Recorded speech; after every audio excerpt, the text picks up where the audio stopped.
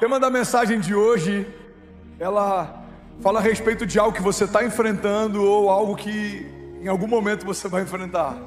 Então, se é o que você está vivendo, esteja atento, tem direções práticas para você vencer. Se é o que você ainda vai viver, esteja atento, quem se antecipa governa. Eu quero falar sobre batalhas. Fala comigo, batalha. Todos os dias a gente enfrenta uma batalha, algumas são visíveis e outras não. Algumas a gente já se acostumou e outras ainda nos incomodam. A verdade é que tem muita gente que se acostumou tanto com algumas batalhas que elas fazem parte da sua história, elas foram domesticadas. Eu vim te lembrar, irmão, que gigantes não são para serem temidos, mas também não são para serem domesticados. Seu gigante não tem que se tornar o seu pet. Não, esse é o meu problema, é a minha crise, essa é a minha luta. Não, irmão. Lutas são feitas para serem vencidas. O Senhor não nos chamou para que a gente anestesie a nossa dor. A tempestade se levanta, Jesus se levanta também e repreende. Um deserto se aproxima, em algum momento o povo rompe e acessa a terra prometida. Um gigante afronta o exército, Davi derruba ele. Uma fornalha aquecida 7 vezes mais. Homens dançam lá dentro, mas não dormem lá dentro, não ficam lá dentro. Desertos são lugares de passagem, não de moradia.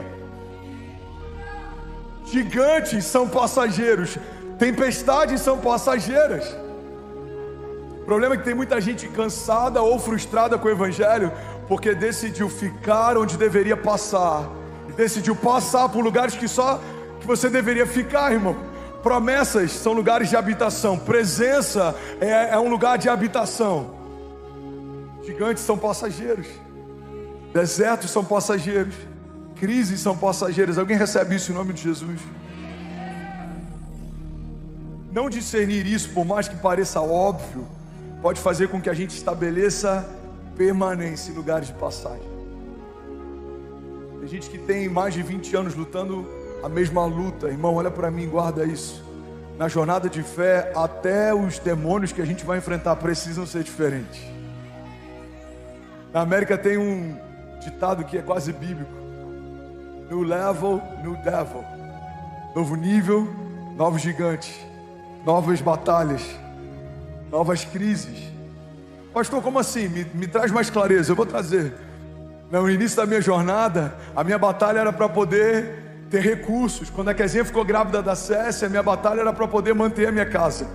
Hoje, a minha batalha é para que eu não seja infiel no meu dízimo, para que eu não seja desleal nas minhas ofertas. É o mesmo cenário, finanças. Mas as batalhas são diferentes. Em alguns momentos eu batalhei para ter, em outros momentos eu batalhei para não reter, porque em todas as áreas nós estamos sempre enfrentando novos desafios. Talvez o seu desafio era casar, agora você é casado, o seu desafio é manter a sua família saudável. Talvez o seu desafio era ter filhos, você não podia gerar. Hoje você tem filhos, o seu desafio é criá-los no caminho do Senhor. Mas as batalhas são constantes. Fala comigo, sempre vai ter uma batalha. Se você não entender isso, irmão, você está se iludindo. As batalhas são constantes. Não podem ser sempre as mesmas, mas elas sempre nos cercarão. Por todos os lados a gente está sendo cercado por batalhas. Pastor, isso é para sempre? Não, é até a glória. Quando chegarmos na glória, todas elas cessarão. Mas até chegarmos nesse grande dia, elas nos cercarão. 1 Pedro 5,8 diz: sejam sóbrios e vigiem. O diabo, o inimigo de vocês, anda ao derredor como um leão, rugindo e procurando quem possa devorar. Mesmo que os tempos sejam tempos de paz, nós sempre estamos em guerra. O inferno não brinca de ser inferno, a igreja não pode brincar de ser igreja. O inferno odeia suas promessas, a sua casa, a sua família, o seu desígnio, o seu chamado. Mas isso é um problema dele. Quem te prometeu é quem cumpre. Quem te posicionou é quem te sustenta. Você está comigo ainda? Diga amém.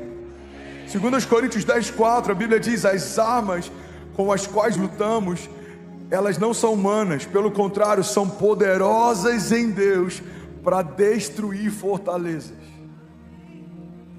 As armas com as quais lutamos são espirituais, porque as batalhas que enfrentamos são espirituais. E é por isso que nem todo mundo consegue vencer, porque só usa uma arma espiritual quem é um homem espiritual. A Bíblia diz que o homem espiritual discerne as coisas espirituais. Se você não nasceu de novo, você não tem acesso a armas espirituais. E é por isso que tem tanta gente que não consegue romper, porque você está tentando vencer uma batalha no Espírito, quando você ainda não nasceu do Espírito. Irmão, o que Deus tem para a igreja é um revestimento de poder. Mas você só reveste o que está vestido.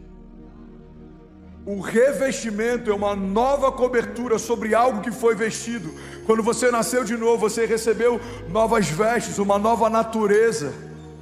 E quando o Espírito foi derramado sobre você, você recebeu revestimento de poder, autoridade. Faz sentido para alguém? Diga amém. A gente vê com Jesus pessoas nascendo de novo, mas a gente vê depois que Jesus ascende aos céus e o Espírito é derramado, pessoas sendo revestidas. Jesus diz para a igreja: vocês vão curar no meu nome, vocês vão libertar cativos, vocês vão mudar a história, mas permaneçam até que venha sobre vós revestimento de poder. E aí então vocês vão até os confins da terra. O que Jesus está dizendo, em outras palavras, é: vocês nasceram de novo, mas vocês vão no meu nome depois que receberem do meu Espírito. O revestimento de poder é o que dá autoridade à igreja. Nós não somos fortes por estratégias naturais, nós somos fortes porque o Senhor é bom e a sua misericórdia dura para sempre. A força da igreja está no Senhor. A Bíblia diz que quanto mais fracos nós somos, mais forte Ele se revela em nós. Você está comigo? Diga amém. O revestimento de poder, irmão, vem dele. Mais revestimento, mais autoridade. Mais autoridade, mais batalhas. Mais batalhas, mais revestimento. Se você quer subir em patentes, você vai precisar enfrentar mais batalhas. Irmão, olha para mim.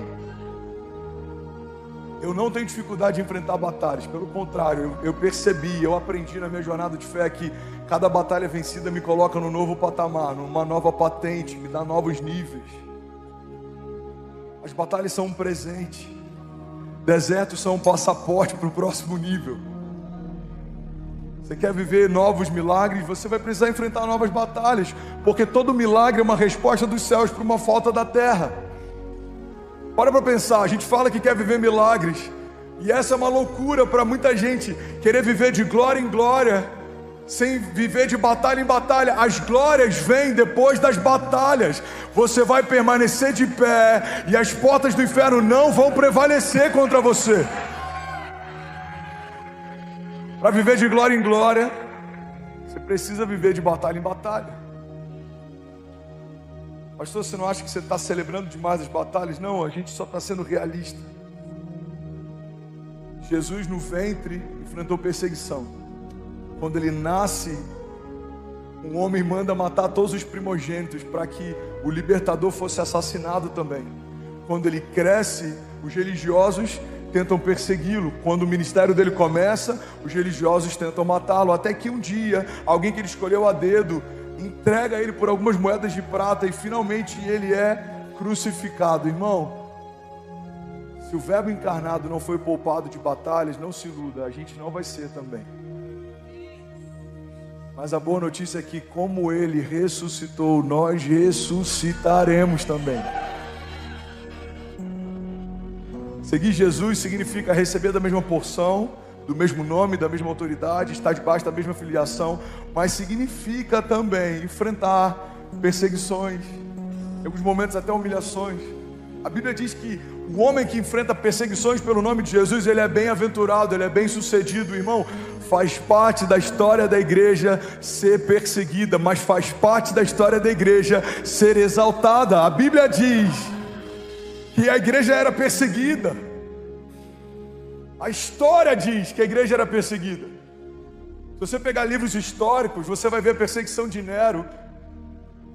Há quem acredita que o próprio governador taca fogo na cidade, coloca a culpa nos cristãos para que aí então comece uma perseguição social.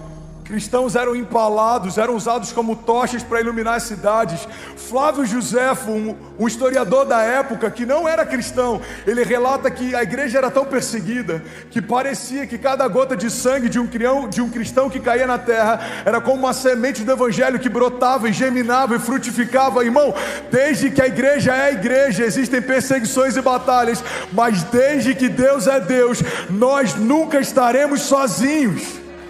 Você recebe isso em nome de Jesus? Pastor, eu estou enfrentando depressão, angústia. Jesus enfrentou também. A gente foi olhar por um quadro médico. Tudo que Jesus teve como sintoma, como angústia mortal, que chega ao ponto dele transpirar sangue, fala a respeito de uma crise de pânico, angústia. Pastor, eu estou enfrentando perseguição. Jesus enfrentou também. Ele foi entregue com um beijo. Jesus recebe Judas e chama de amigo. Ele fala: amigo, com um beijo você entrega o Filho do Homem. Pastor, eu estou enfrentando batalhas financeiras. Jesus enfrentou também. O tesoureiro dele roubava da sacola das ofertas. Em algum momento ele precisava pagar impostos e não tinha. Então ele recorreu a um milagre financeiro e da boca de um peixe veio a provisão que ele precisava. Pastor, eu estou enfrentando, dizem que não tenho o que comer. Jesus enfrentou isso também. Ele pega pães e peixes e alimenta uma multidão através da oferta de uma criança. Pastor, eu não tenho nada para começar. Jesus não tinha também. O Rei da Glória trabalhou com madeira e pregos. Já parou para pensar nisso? Os itens que Jesus trabalhava: martelo, madeira e prego. Os mesmos elementos que o crucificariam anos depois. Ele sabia que seria crucificado e todos os dias ele trabalhava com os elementos que seriam usados para a sua crucificação. E por que ele não estava ansioso com isso? Porque quem sabe o final da história não fica ansioso no meio dela. Ele sabia que ao terceiro dia o Pai ia chamar ele de volta dos mortos. Irmão, guarda isso em nome de Jesus. Saber o nosso destino em Deus nos deixa menos ansiosos nas batalhas. Alguém recebe isso? Eu já sei o final da história. Quantos aqui receberam uma palavra de Deus? Levanta a mão. Quem aqui já recebeu uma palavra de Deus? Isso. Uau. Quem aqui já ouviu mais de 2 vezes a mesma palavra? Levanta a sua mão, deixa eu te ver. Quem que já ouviu várias vezes a mesma palavra? Deus toda hora te lembra de algo. Quando Deus te fala algo, Ele te direciona. Quando Deus te lembra algo, Ele confirma. Mas se Deus está dizendo várias vezes a mesma coisa, é porque provavelmente já era para você estar vivendo o que você ouviu. Tem pessoas que falam: pastor, eu já ouvi isso várias vezes. A minha pergunta é: tá, e aí? O que você vai fazer com o que você recebeu? Pastor, Deus já me disse várias vezes que Ele tem um chamado incrível para mim. E o que você está esperando? Não, eu só estou esperando o tempo, a política, só estou esperando o cenário, a estação. Não, irmão. Se Deus te disse algo, você não precisa esperar mais nada. Comece a se mover debaixo de uma palavra. Se Deus te chamou para libertar, já começa a caminhar como um libertador. Se Deus te chamou para governar, começa a caminhar como um governador. Se Deus te chamou para inspirar, começa a caminhar como um líder. Se Deus te chamou para guerrear, começa a caminhar como um guerreiro. Se Deus te chamou para fazer algo, irmão, creia, para os céus já é uma realidade. Isso não vai começar, isso já começou. Declare com autoridade, levante suas mãos, me ajude a pregar. Diga com autoridade, diga: Pai, eu creio. Se o Senhor disse que vai fazer, diga: nos céus o Senhor já fez. Se o Senhor disse que vai começar, diga: nos céus eu creio, já começou. Se o Senhor disse que vai me dar, diga: nos céus eu creio, o Senhor já me deu. Bill Johnson diz que a fé nada mais é do que nos apossarmos das realidades dos céus e colidimos violentamente com as realidades ao nosso redor, porque um reino inferior não subsiste. Irmãos, falo um pouco sobre isso, para não parecer vitimismo, mas deixa eu compartilhar algo do seu pastor. Seu pastor já sonhou com um avivamento, precisando de dinheiro para comprar comida e com conta de luz cortada. Seu pastor já sonhou com uma palavra profética para nações, quando muitas coisas em casa faltavam. Meu cunhado esteve aqui esses dias, eles ficaram um mês aqui, e um dos cultos ele virou para mim chorando, ele falou: cara, eu lembro como era o teu quartinho, eu lembro, olha o que Deus está fazendo. Eu falei: Marquinhos, é surreal, não é? Ele falou: mas você já sabia disso, cara, você já cria nisso. Ele lembrou de um quartinho que eu tinha, quando a Cécia nasceu, a gente morava numa casa, e eu peguei o quartinho de passar roupa e fiz dali o meu lugar de sonhar com Deus. Eu tirei a tábua de passar roupa, botei uma prateleira. Gente, eu vou falar diante de Deus, sem exagero, era tão pequeno que o ventilador tinha que ficar do lado de fora, porque se ficasse do lado de dentro não cabia eu. Eu deixava o ventilador com a porta semi-aberta, e ali eu sonhei tantas coisas que a gente está vivendo como família. Tantas coisas, Deus me dava sonhos, palavras, projetos. Eu lembro que eu fazia o escopo de projetos. Eu lembro que a gente sonhava com algo que Deus faria. Eu lembro que a gente sonhava com uma palavra para tocar uma geração, para liderar um movimento que ia tocar nações. Eu lembro que Deus deu tantas palavras, e às vezes a gente limita o que Deus pode fazer, aquilo que a gente está vivendo. Irmão, Deus é Deus. José dorme como um presidiário, na noite seguinte ele dorme como um governador. Deus pode mudar a sua história da noite para o dia, porque para Deus 1000 dias passam no piscar de olhos.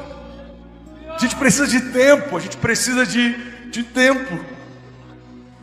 Existe uma palavra que ela já foi tantas vezes pregada, e eu até entendo que talvez tenha um sentido quase lúdico ou inspirador, mas eu acho que fundamentalmente ela não é uma verdade. Tem gente que diz que Deus não está demorando, Deus só está caprichando. Deus não precisa de tempo para caprichar. Não é como o chefe que está na cozinha dizendo: já está quase saindo, me dá só mais um pouco de tempo, eu estou quase finalizando, espera só um pouco, está chegando. Não. O tempo que leva entre a promessa que Deus te fez e o cumprimento dela não tem a ver com o tempo que Deus precisa para fazer. Tem a ver com quanto tempo você precisa para estar pronto para receber. Deixa eu ter uma palavra, você está pronto, você vai receber. Não, olha para mim, recebe isso em nome de Jesus. Se Deus comunicou algo, Deus está te direcionando. Se Deus te confirmou algo, Deus está te relembrando. Mas se todas as vezes Deus te lembra da mesma palavra, pode ser um sinal que você ainda não começou a se mover. Pastor, tem 10 anos que Deus fala comigo. Uau, eu fui numa reunião de oração, a mulher falou algo que eu ouço desde criança. Pastor, eu abri a Bíblia, Deus falou comigo algo que eu ouço já nos últimos 10 anos. Toda a conferência que eu vou, parece que Deus me caça e me entrega essa palavra. Irmão, é muito provável que Deus esteja aguardando, e eu boto entre aspas, ansiosamente, um posicionamento seu. Não é uma glória Deus falar várias vezes sobre a mesma coisa. Pode ser um red flag, pode ser um alerta. Como se ele falasse: filho, eu já te disse, mas eu vou te lembrar, porque eu te amo. É isso que eu tenho para você e para os seus filhos. É isso que eu tenho para você e para a sua casa. É isso que eu tenho para você e para a sua família. É isso que eu tenho para você e para o seu chamado. Alguém recebe isso em nome de Jesus? Levante suas mãos, me ajude a profetizar. Diga: Pai, os meus ouvidos estão abertos para ouvir os céus. Diga: e eu estou pronto para me mover debaixo dessa palavra. Eu declaro: nada nos céus ou na terra, diga, nada debaixo da terra vai me impedir de viver o cumprimento das suas promessas.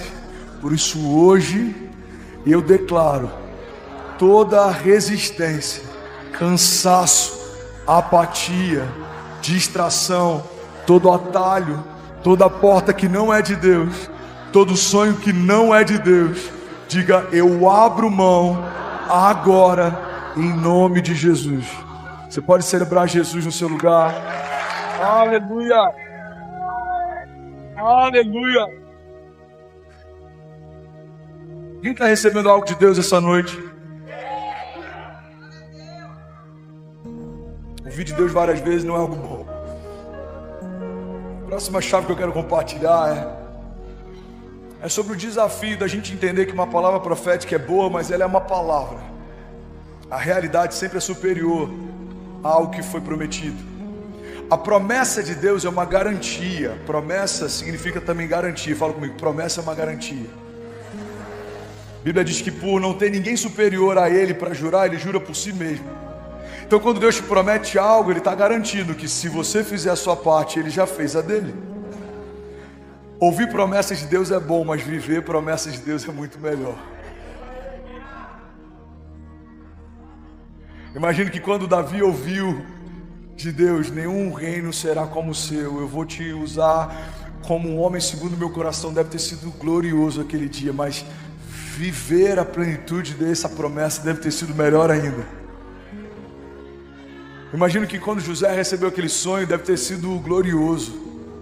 Uau, Deus me deu um sonho, Deus vai me usar na minha família. Mas eu imagino José como um governador, podendo liderar o seu povo no meio de uma seca, sabendo que Deus o ungiu para fazer algo que não era qualquer um que poderia fazer. Deve ter sido melhor do que quando ele ouviu. Você está comigo? Diga amém.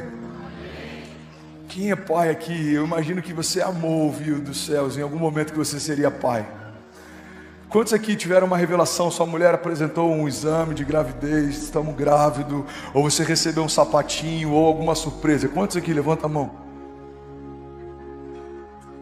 É incrível. Eu lembro quando eu fiquei sabendo que a gente ia ter acesso. A cartinha da Kezinha dizia assim: papai, agora o seu mundo vai ficar cor de rosa. Depois veio a notícia do Benício,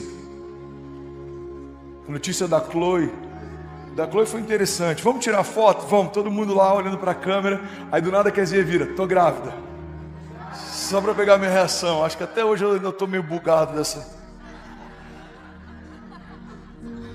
Foi muito bom ouvir uma notícia que os nossos filhos estavam a caminho, mas é muito melhor brincar com o Benício na grama. É muito melhor botar César no meu peito. Muito melhor ver a Chloe com os dentinhos nascendo. Porque toda promessa é incrível, mas o cumprimento dela é sobrenatural.